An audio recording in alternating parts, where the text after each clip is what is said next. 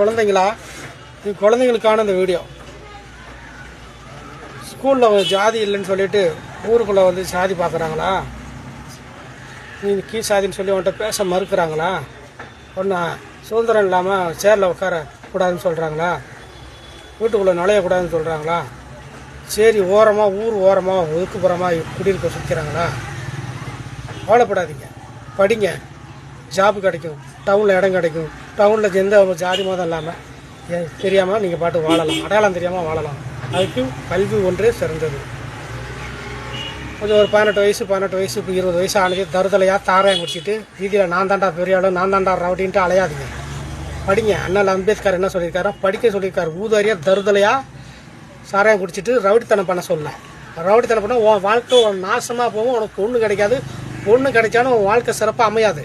படி. இப்படி குடிச்சிட்டு அப்படிங்கிறதுனால உன் வாழ்க்கை உயராது, நாசமாக தான் போகும். படி.